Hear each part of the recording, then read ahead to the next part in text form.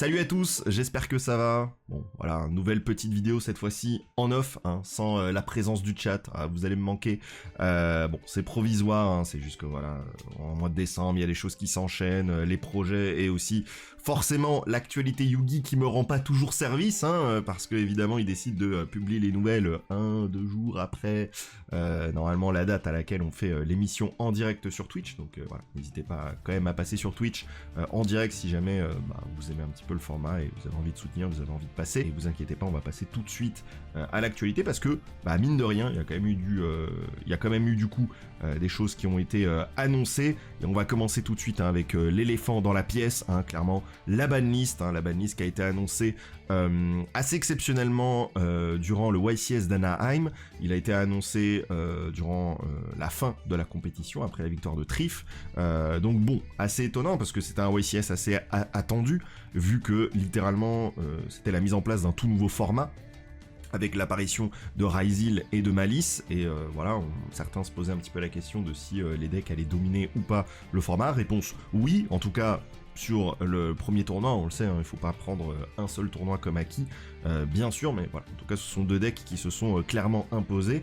Et bon, mauvaise surprise ou bonne surprise en fonction des gens, on a eu du coup cette banlist qui s'est pointée directement et qui a un petit peu régulé certaines choses et calmé certains decks notamment.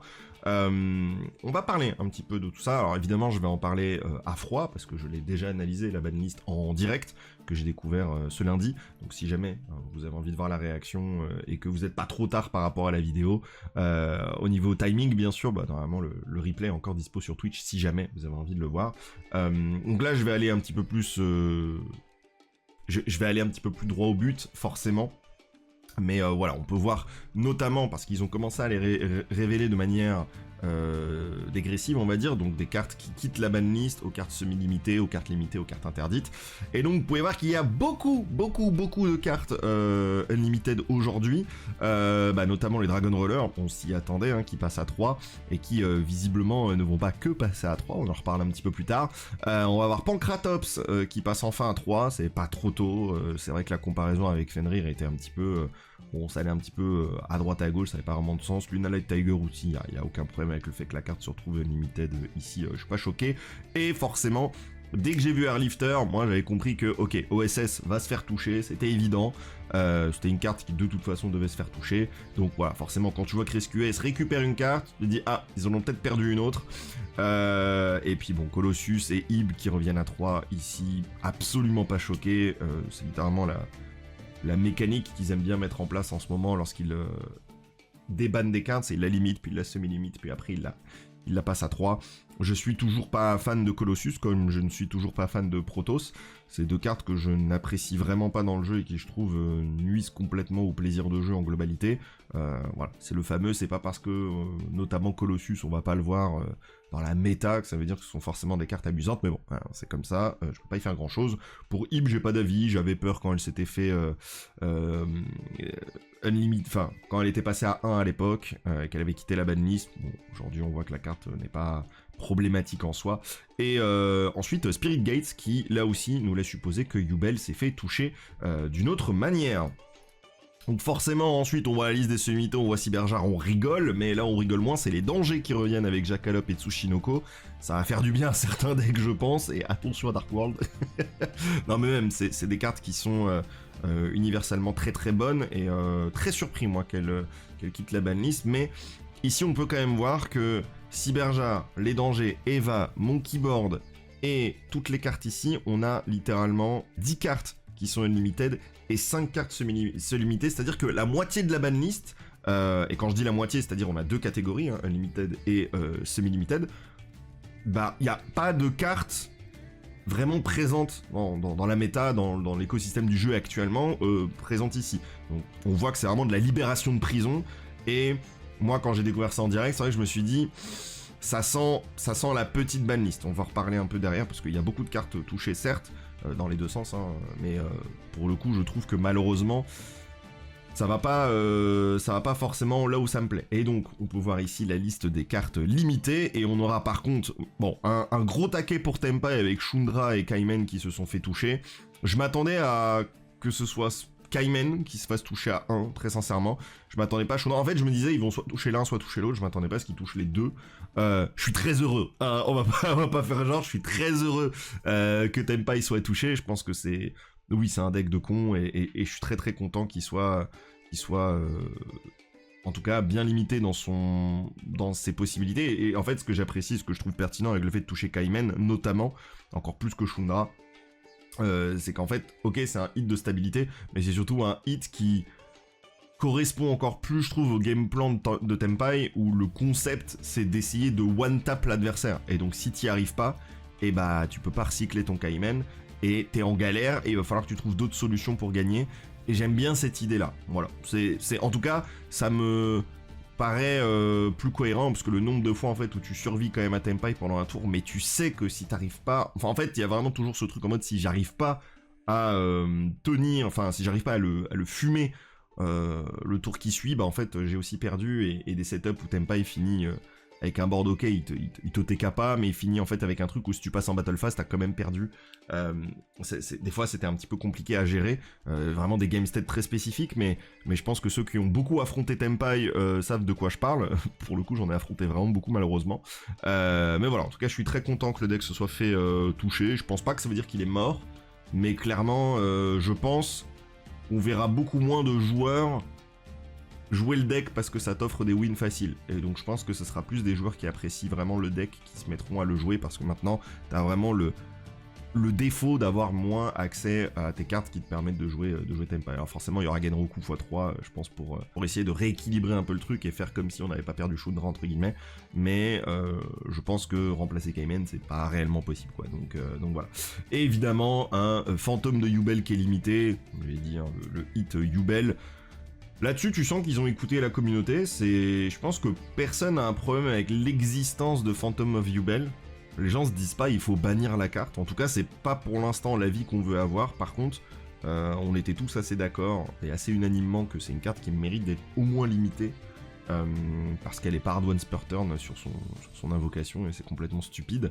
Et la limiter me paraît tout à fait logique. En fait, la discussion avec Phantom de Yubel, c'est avant même de parler de bannir la carte, viens, tu la limites, et après on voit si c'est problématique. Et après on a un Zodiac Barrage.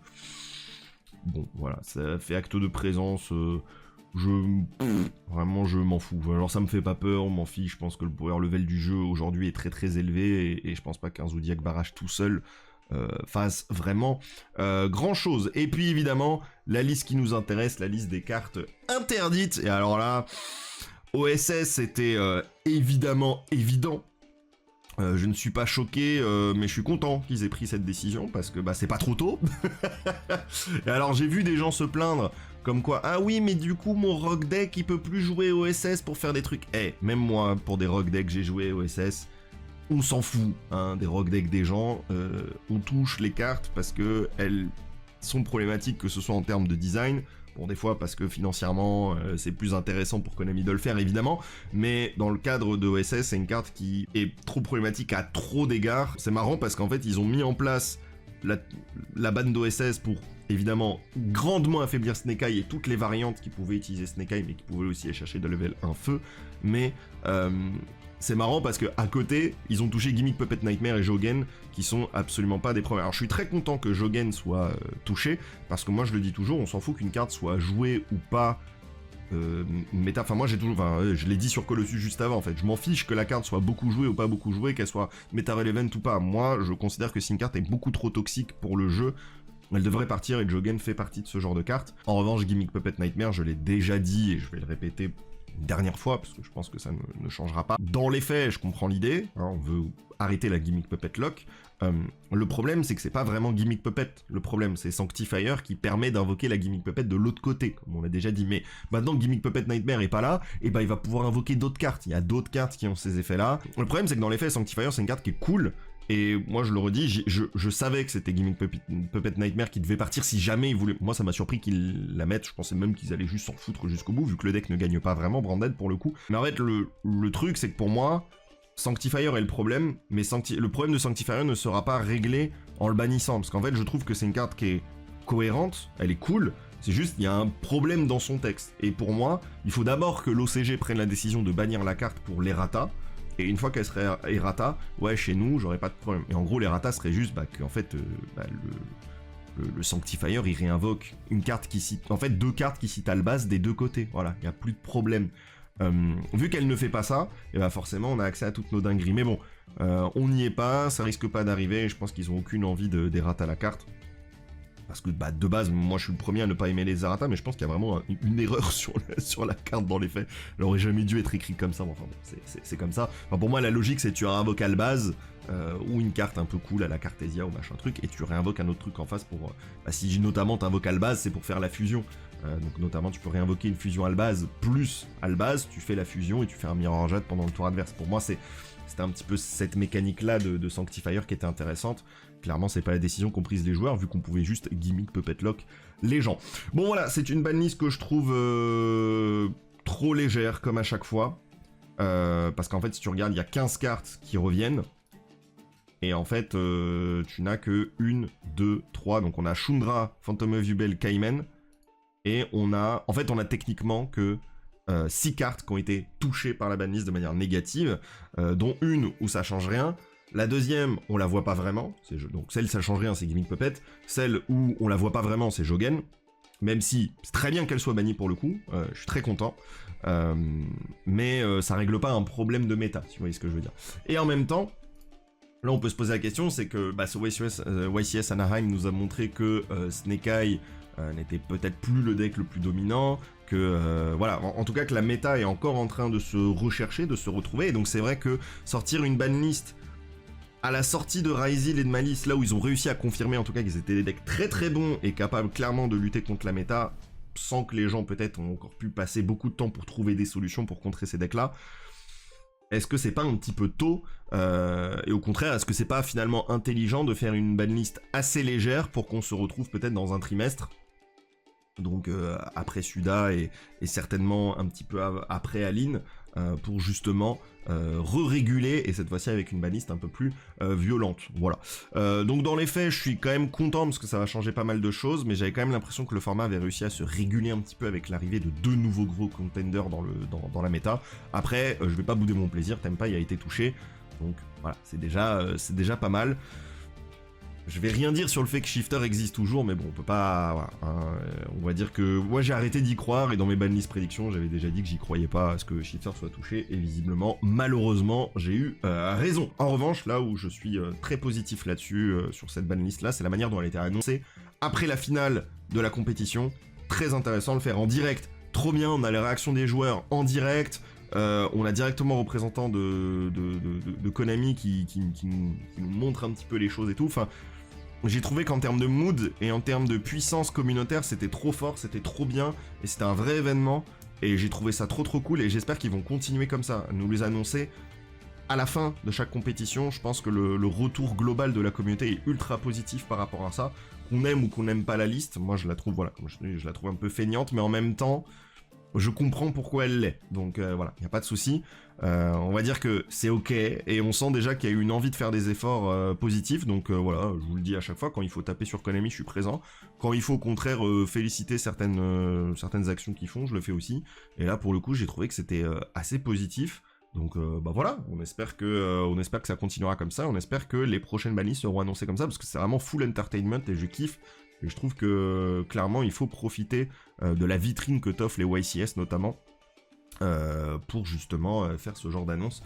Je trouve que c'est parfait. Et en parlant de parfait, on va parler peut-être d'un set qui, en tout cas, lui, s'y présente plutôt pas mal. Il s'agit de la Quarter Century Stampede. Alors, vous le savez, elle avait été annoncée lors de la dernière émission, la dernière vidéo que j'ai mis sur la chaîne YouTube, où j'avais réagi de manière assez négative, parce que malheureusement, il y a encore ce truc de la nostalgie à poule et du machin et du truc. Eh bien, moi, comme je l'ai dit, je le sentais pas. En revanche, on peut voir une certaine carte d'attributs vent bêter les niveaux 4, qui permet de piocher un à chaque fois que tu invoques de l'extra deck et du deck, enfin, lorsque l'adversaire le fait. Notre cher Fuvalos, bien sûr, hors de prix, qui va être édité dans cette Quarter Century Stampede. Et pour le coup, bah, je vais être sincère, je retire du coup ce que j'ai dit.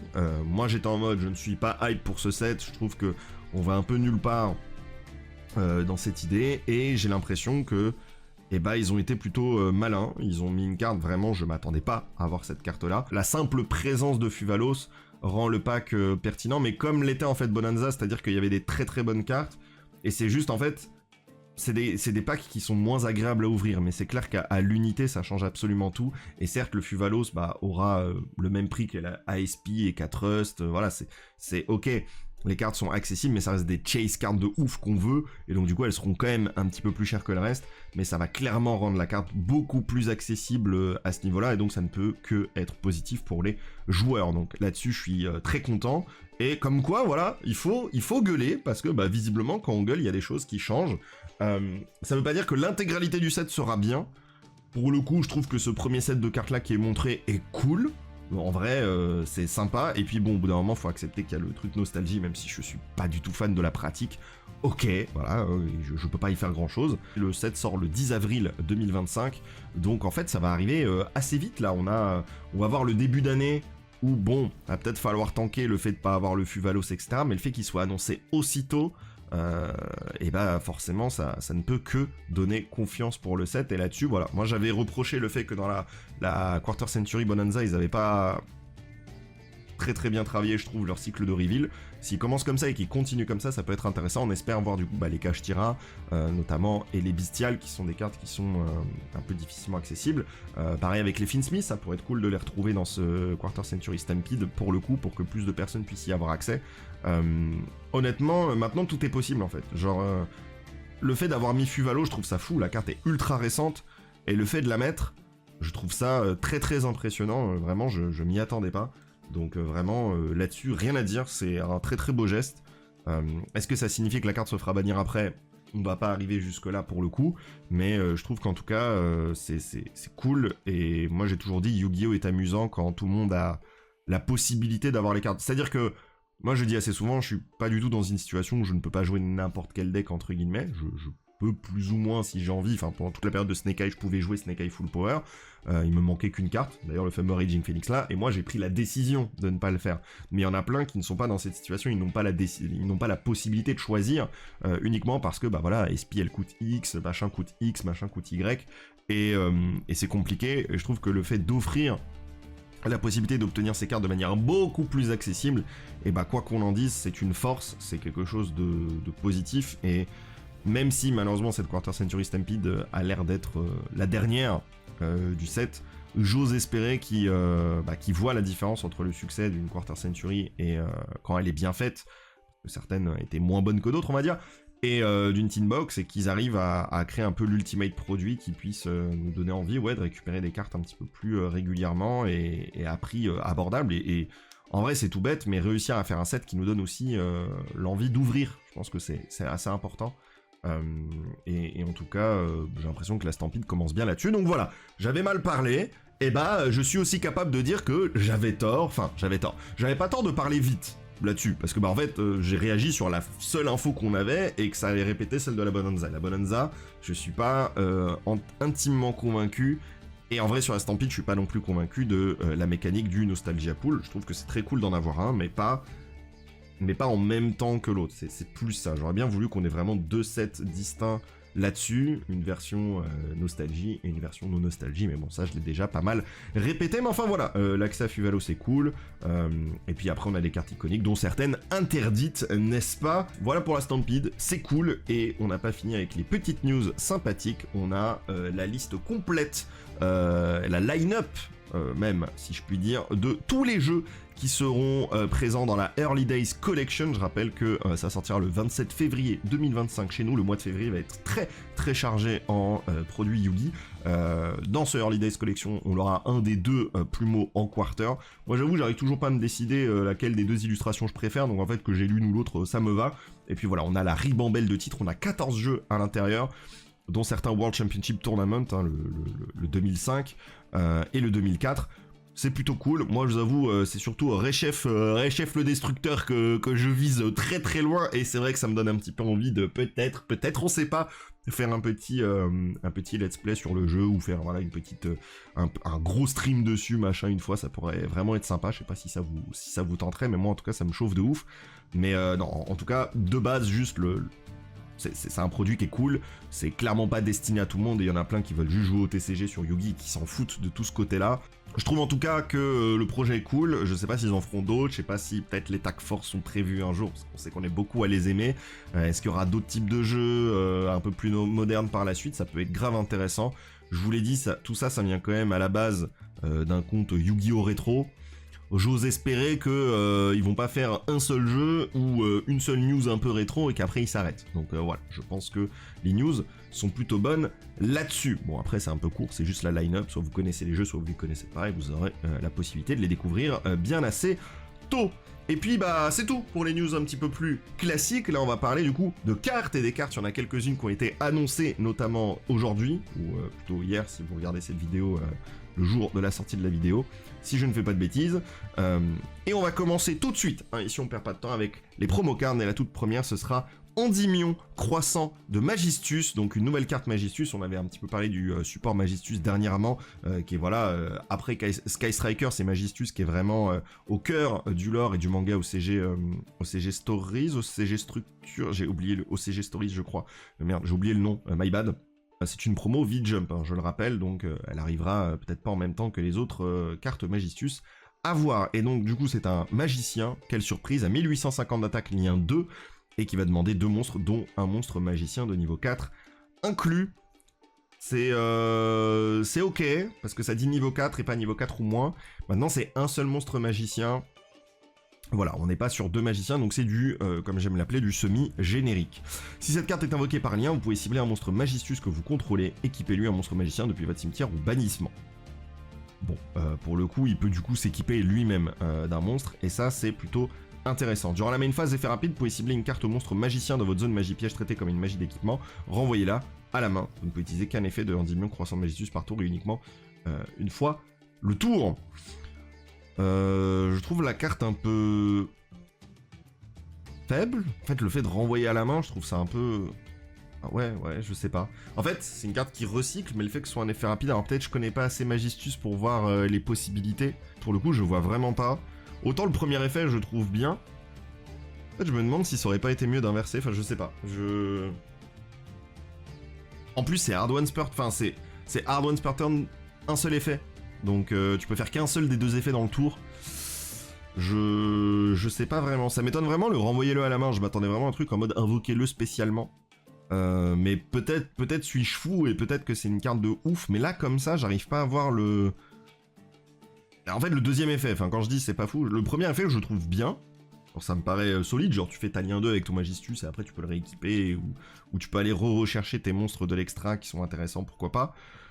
Mais le deuxième effet, effectivement, j'ai beaucoup plus de mal à voir son utilité, effectivement. Bon, on verra bien ce que ça donne. On s'est débarrassé des magiciens. En revanche, on va avoir les dragons. Et les dragons, on n'en aura pas que 2, mais on va commencer avec Dragoniren qui va avoir accès à son support. Rappelez-vous, on avait vu justement les cartes Orcust et Punk qui avaient eu 2 cartes, et bah Dragoniren aussi aura 2 cartes dans ce set, la Quarter Century Trinity Box. Et on va commencer avec Dragoniren Bécharme, je pense que c'est Bicharme pour la petite vanne, on verra.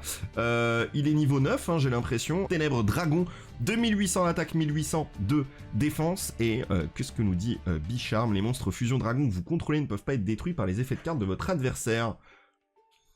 Ouais, situationnel, mais c'est toujours des petits effets qui peuvent faire la différence sur le long terme dans le duel, sur des game stats un peu spécifiques, pourquoi pas. Tu ne peux utiliser chacun des effets suivants de Dragoniren Bicharme qu'une fois par tour, très bien. Tu peux défausser cette carte, invoquer spécialement monstre Dragoniren depuis votre cimetière ou bannissement, sauf lui-même, évidemment. Ok, donc c'est absolument pas un starter. Et à la fin de la battle phase, pour envoyer cette carte à la main, si vous faites invoquer spécialement monstre Dragoniren de niveau 4 depuis votre main. J'ai l'impression que c'est pas si exceptionnel que ça. Alors, je suis pas du tout un expert de Dragoniren, mais en fait la carte ne fait rien toute seule. C'est vrai que c'est étonnant dans les standards d'aujourd'hui, là où j'ai l'impression que Punk et Orcust avaient vraiment des cartes exceptionnelles, là je trouve que Dragoniren Bicharme c'est vraiment un extender sous hormones certes, mais je sais pas, j'ai un petit peu du mal avec la carte, hein. Je suis pas grandement convaincu. Peut-être que j'ai tort. Hein. Encore une fois, ce serait pas la première ni la dernière fois. Ensuite, on va voir la deuxième et dernière carte Dragonirène. Hein, ça va vite. Dragonirène de Dame. Elle est niveau 8. Lumière, Dragon, Fusion. 2000 d'attaque, 3000 de défense. Donc là, on a une autre nouvelle fusion. Est-ce qu'elle va rejoindre Sheu en termes de Dragonirène un petit peu énervé? On va voir ça. 2 monstres Dragonirène du même attribut, mais de niveau différent. Doit d'abord être invoqué spécialement depuis votre extra deck en bannissant les cartes ci-dessus, un depuis votre main et un depuis votre cimetière. Ah!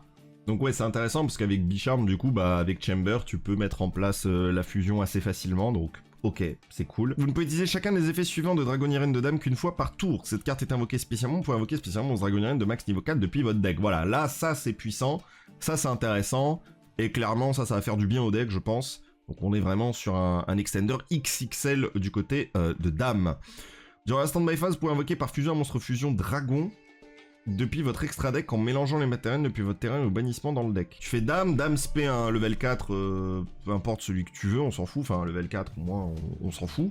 Puis après, pendant la stand-by, tu fais Sheu. Sheu est fait, tu vas respect Dame, parce qu'elle a d'abord été invoquée spécialement, donc ensuite c'est bon. Il me semble que la condition d'invocation est respectée, donc après tu peux la réinvoquer. Et après tu peux faire Dame, elle a été spé, tu vas respé un level 4. Ok. J'ai l'impression que c'est ça l'idée, peut-être que je me trompe. J'ai l'impression que Dame, c'est vraiment une carte intéressante. En termes de gameplay, c'est cool, et puis bon, bah c'est vrai que Dragonirène joue un petit peu autour de la stand-by, notamment avec ses fusions. J'aime bien Dame, je trouve que c'est cool, et ça rend Bicharm, meilleur, je pense. Ok, c'est pas le support où je me dis waouh, c'est la fête, et en même temps j'ai l'impression que ça fait quand même bien son travail.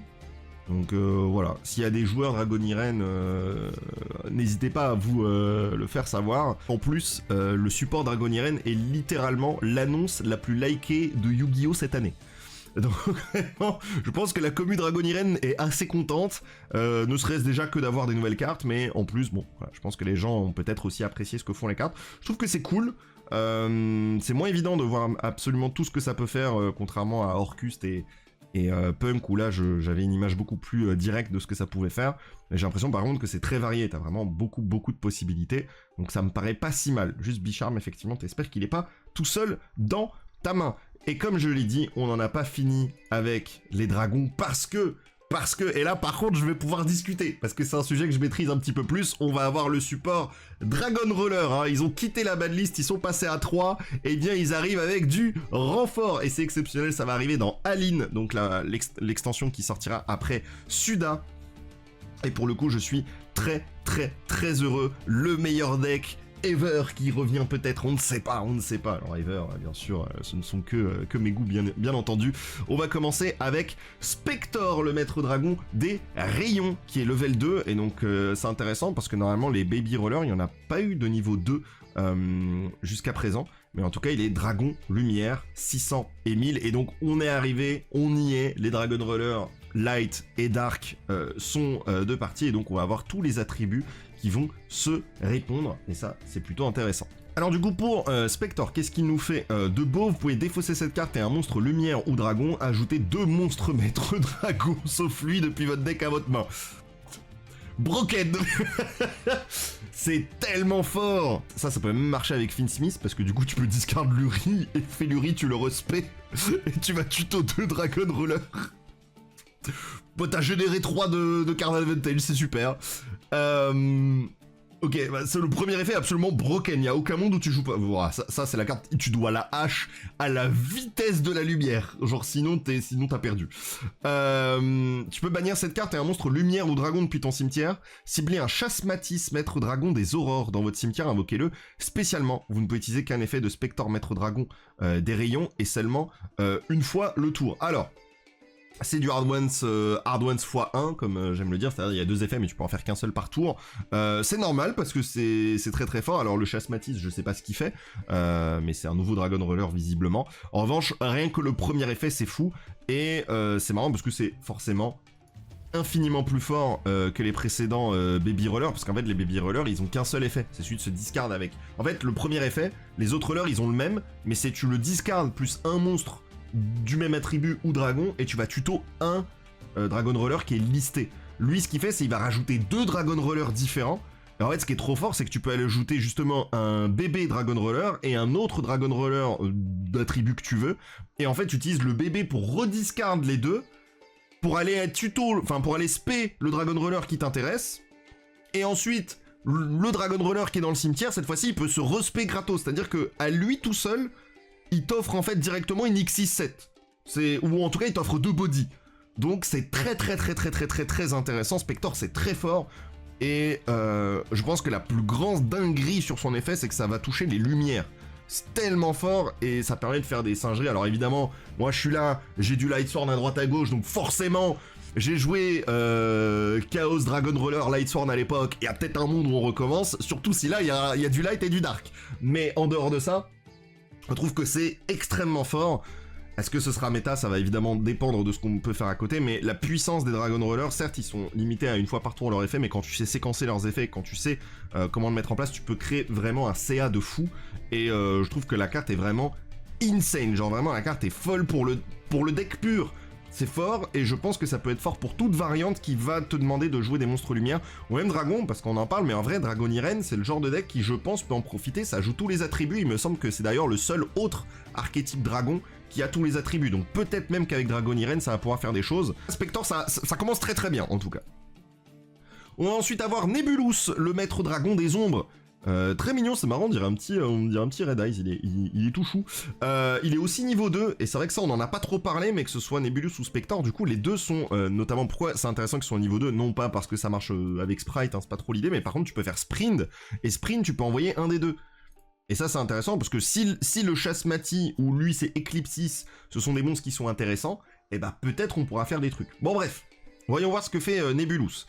Vous pouvez défausser cette carte à un monstre ténèbres dragon, puis cibler 2 de vos monstres maîtres dragon d'attributs différents bannis. Nebulus, maître dragon des ombres exclus. Invoquez-les spécialement, mais ils ne peuvent pas attaquer ce tour. On s'en bat les couilles qu'ils peuvent pas attaquer ce tour. Je peux t'assurer que j'en ai absolument rien à foutre. C'est vraiment pas mon problème. C'est fort, mais c'est beaucoup moins fort que Spector. Spector, il génère des plays. Avec son effet de la main, Nebulus n'en génère pas, par contre il permet de recycler comme un zinzin mental, c'est absolument fou. Vous pouvez bannir cette carte à un monstre ténèbres ou dragon depuis votre cimetière, et donc c'est lui là qui permettra d'invoquer Eclipsis depuis ton cimetière, et tu peux faire qu'un seul des deux effets. Je pense que Nebulus est du coup forcément plus faible que Spector, mais ça veut pas dire qu'il faudra pas le jouer, parce que le recyclage c'est important. Maintenant quand t'as 3 Dragon Rollers, x4 ou peut-être plus, et les bébés, bah maintenant t'en as 6 que tu vas peut-être jouer x3, peut-être que le Nebulus du coup tu vas peut-être pas le jouer x3 parce que t'as peut-être pas besoin d'autant recycler, mais en tout cas ça reste très intéressant comme setup. Et on va passer du coup aux autres monstres, et malheureusement on va pas avoir de monstres du main deck, on n'a pas de Dragon Roller Lumière ou Ténèbres dans le deck, je suis dégoûté. En revanche, et je pense qu'ils le savent parce que sinon c'est vraiment trop fort, en revanche on va avoir de l'Exis, on en veut plein, et on va avoir du coup Chasmatis, le maître dragon des horreurs, donc on a vu que Spector permettra de le réinvoquer, et ça c'est plutôt pas mal. Chasmatis, X6-7, 3000 d'attaque, 1600 de défense, un beau bébé, 2 monstres dragons de niveau 7, intéressant, ça veut dire que jusqu'à présent on va dire Dragon Roller était un peu populaire avec Kashtira, parce que Kashtira est de tous les attributs, donc tu peux un peu profiter de ce genre de setup là. Ici Chasmatis tu pourras pas le faire avec les Kashtira, tu ne pourras en profiter qu'avec une engine dragon niveau 7. À part les Dragon Roller t'en as pas énormément pour le coup.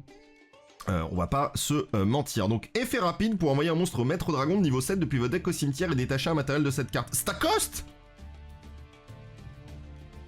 Cet effet devient l'effet du monstre envoyé qui s'active en se défaussant. What? T'as Tidal qui envoie un monstre n'importe lequel depuis ton deck au cimetière. T'as Redox qui peut spé un monstre n'importe lequel depuis ton cimetière. Chasmatis, c'est un effet rapide. Tu peux littéralement installer une floodgate pendant le tour adverse. Voilà, non mais il faut y penser. Cet effet-là est absolument broken, tu peux faire absolument ce que tu veux. C'est très fort. Et c'est la meilleure X6 qu'il pouvait espérer avoir. La carte est phénoménale sur le premier effet en tout cas. Cette carte est détruite au combat, ou si cette carte en possession de son propriétaire est détruite par un effet de carte de l'adversaire, vous pouvez invoquer spécialement un maître dragon de niveau 7 depuis votre cimetière ou bannissement. En fait c'est ça, tu fais Spector, tu vas aller chercher 2 Dragon Rollers, Blaster plus Tempest ou qui tu veux, on s'en fout. Tempest dégage Blaster, Blaster va, enfin t'as spé Tempest, et Blaster va aller tuto ton Tenpai, et après tu fais l'amour quoi, après il y a tout ce que tu veux.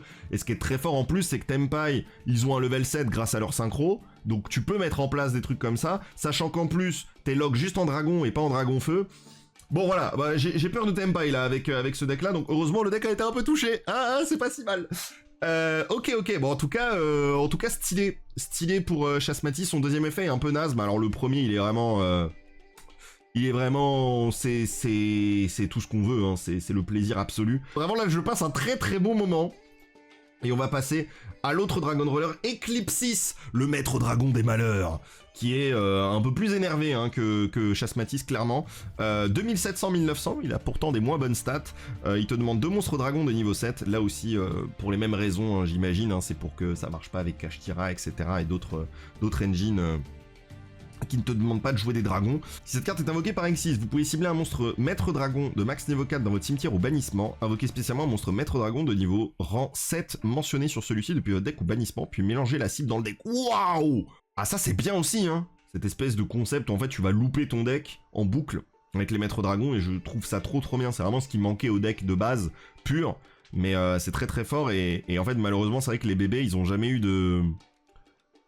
eu trop d'intérêt une fois que t'as fait leur premier effet de ce discard, ils servent juste plus que comme fodder pour pouvoir invoquer les autres Dragon Rollers. Et je trouve que là, la possibilité de pouvoir les recycler, je trouve ça plutôt malin, je trouve que c'est plutôt cool. Après, je pense qu'elle, tu la joues vraiment quand tu sais que tu peux aller chercher un max de body, quoi. Je trouve que c'est intéressant. Ok. Lorsque votre adversaire active une carte magie piège ou un effet de magie piège, oh, c'est une negate. Effet rapide, vous pouvez détacher 2 matos de cette carte, annuler l'activation si vous faites bannisser la carte. C'est vrai que je me disais, ouais, tu vas peut-être pas l'invoquer si c'est pour faire la Zumba, etc. C'est peut-être pas fou si tu peux pas faire max truc, mais en fait, c'est trop fort. Et tu veux finir sur Chasmatis plus Eclipsis, je pense. Wow, le fait de negate des magies pièges, c'est bien. C'est pas une Omni, mais t'inquiète, les dragons, ils en ont d'autres des Omnis, si vraiment il faut trouver des solutions. C'est bien, hein. C'est très très bien, hein. Chasmatis et Eclipsis, là, 2 très très bonnes cartes. Je pense que Eclipsis est meilleur. Mais après, pareil, enfin, est meilleur, pardon. En fait, Eclipsis a l'avantage d'avoir 2 bons effets. Là où Chasmatis, par contre, il a un effet broken. Et l'autre, j'y vois un peu moins l'utilité, on va dire. Par contre, ouais, c'est vraiment dommage parce que, en fait, les 2 cartes demandent leur matos pour leurs effets. Et c'est vrai que du coup, Spector et Nebulous servent pas à grand chose. À ce niveau-là, sur leur deuxième effet, ça génère juste des bodies. Après, ces bodies peuvent servir à faire des liens, etc. Donc c'est pas non plus mauvais. Mais voilà, c'est quand même bon à savoir. Et on va avoir... On n'a pas fini, hein. Il nous reste encore un Dragon Roller. Il s'agit de Disaster, le maître dragon des paranormalités. Alors, je vais faire le mec chiant, mais j'ai le démon qui soit lumière. C'est pas une Van Finsmith, les gars. C'est juste que... Bah en fait, on a déjà Chasmatis, qui est lumière dragon. Donc là, en fait, on a 3 Dragon Ruler lumière. Ça me dérange. Mais on va dire que... Enfin, ça me dérange. Parce qu'en fait, on en a que 2 ténèbres. Enfin, en fait, c'est plus équilibré. Parce qu'on va dire, oui, mais il y a aussi 3 Dragon Roller feu, parce qu'on a Blaze et on n'a pas les autres. Oui, ok, mais en fait, idéalement, j'aurais voulu qu'on ait tous les attributs, plus un les lumières, un ténèbres. Et c'est vrai que là, ça fait un peu bizarre. Mais bon, c'est un débat, évidemment, ils n'avaient pas lui donné le... J'imagine, ils se sont dit, bon, ténèbres ou lumière, ils se sont dit, bah, on peut pas donner divin, donc vas-y, lumière. 2 monstres de rang 7. Ah! Générique. Par contre, il a 0-0, mais il est générique. Ok, voyons voir ce qu'il fait. Si cette carte est invoquée par Xyz, vous pouvez cibler max 4 monstres maître dragon de niveau 7 dans votre cimetière et ou bannissement. Attachez-les à cette carte comme matériel. Ok. Puis vous pouvez bannir tous les monstres contrôlés par votre... Quoi? Vous pouvez bannir tous les monstres contrôlés par votre adversaire et dans son cimetière des mêmes attributs que les monstres attachés à cette carte. Ah oui, il est pas là pour rigoler, lui. En plus, c'est max 4, hein, donc t'es pas obligé d'attacher 4. Wow, c'est fort, hein, putain, plus je vois, plus c'est puissant. T'es pas obligé de mettre 4. Je pensais que t'étais obligé, c'était 4 ou rien. Max 4. Oh là là là là, le nuke board de Zinzolin. C'est fou. Ok, bah tu peux utiliser cet effet qu'une fois par tour, encore heureux. Et si cette carte a des monstres maître dragon, lumière, ténèbres, terre, eau, feu et vent comme matériel, elle gagne 4500 d'attaque défense et aussi elle n'est pas affectée par les effets des autres cartes. Ouais, c'est le Fatalis en fait, ok, j'ai capté. Ça reste pas évident à mettre en place. En fait, j'aime bien le design de la carte. Elle est générique, mais si tu veux profiter à fond de son effet, enfin, si tu veux profiter de son effet, t'es obligé de jouer Dragon Roller en fait. Donc ça me va, elle me fait beaucoup penser à Minerva ici. C'est-à-dire qu'elle aussi, elle est générique, mais si tu joues pas de Lightsworn, elle marche pas. Et tu peux pas juste jouer une mini engine Lightsworn. En fait, pour profiter de son effet, t'es obligé de jouer 2 Lightsworn pour faire la synchro. Et là, t'en profites à fond. À la limite, ça peut arriver aussi. Mais bah lui, c'est un peu pareil. Genre, si tu joues pas Dragon Roller, ça va pas fonctionner. Mais il y a un monde où il peut quand même se passer des petits trucs. Enfin, je trouve que c'est très très fort. C'est très fort et ça fait un peu peur. Et après, par contre, elle est très équilibrée sur le deuxième effet. C'est-à-dire que, ok, c'est une tower. Et ça, c'est une bonne tower. C'est-à-dire c'est un monstre, il arrive, il fout droit le board et le cimetière, ok. Il a pas de stats. Par contre, il a les stats et il est pas affecté uniquement si tu lui as mis la Zumba des attributs dans son cul, tu vois. Donc ça va. C'est une carte qui est quand même annulable au moment où elle arrive. Même si elle arrivera forcément une fois que tu auras tourné autour de toutes les interruptions adverses, bien sûr. Mais je trouve la carte parfaitement bien équilibrée tout en étant extrêmement forte. Et enfin, forte dans ce qu'elle doit faire. Et j'aime beaucoup. En tout cas, voilà, la carte est sexy. Voilà, c'est ce qu'il faut dire. Bon, tout ça, ça me rend très très hype. Putain, mais c'est quand que ça sort, Aline, là? Je m'en fous de Suda, là. Je veux les Dragon Roller. C'est quoi cette histoire? J'ai le démon. Ça, c'était Disaster. Il en manque un dernier. Non, ce ne sera pas un Dragon Roller. Ce sera une magie pour les Dragon Roller. La Drago Calamité, qui est une magie jeu rapide. L'art est très stylé. Invoquez spécialement un monstre maître dragon depuis votre main, cimetière ou bannissement. Ah oui! Puis immédiatement après la résolution de cet effet, vous pouvez invoquer par Xyz un monstre maître dragon en utilisant uniquement des monstres maître dragon que vous contrôlez comme matériel. Bon, la carte est très puissante, mais assez équilibrée, dans le sens où tu ne peux pas faire l'Xyz avec autre chose, donc c'est ok. Sachant que ça te force à faire une Xyz maître dragon en utilisant uniquement des maîtres dragons. Ça va, c'est clean. Durant votre main phase, vous pouvez bannir cette carte depuis votre cimetière. Oh, dis-moi des choses. Dis-moi des choses. Ciblez un nombre de votre choix de vos monstres maîtres dragons d'attributs différents bannis. Renvoyez-le au cimetière. Oh là là là là, c'est si fort! Ah, c'est trop bien. Tu ne peux utiliser qu'un effet. Ouais, encore heureux, sinon c'était abusé. Ouais, tu peux faire qu'un seul effet par tour. Tu peux pas faire les deux. Ouah, la carte. Et je pensais on avait vu le mieux, mais je crois que c'est la meilleure. Ouah, c'est incroyable. Le support est trop bien. Je pense pas que c'est broken. Je vais être sincère avec vous, parce que les Dragon Roller ont cette énorme faiblesse. Et malgré tout, ça les a pas empêchés de régner presque en maître dragon.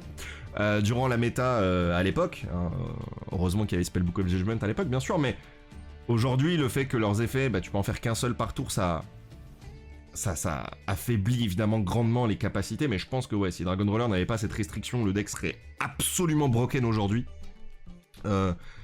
C'est très fort, ça génère du CA en boucle. En fait, ça fait que tu perds pas ton CA que t'es censé générer à la base et tout. Enfin, c'est vraiment trop bien. Et le fait que ça va toucher maintenant les attributs lumière ou ténèbres, ça permet de moins rendre bricky les associations entre les engines chaos, dragon. Enfin, je pense, les gars, on va en voir des choses. Ça va être fou.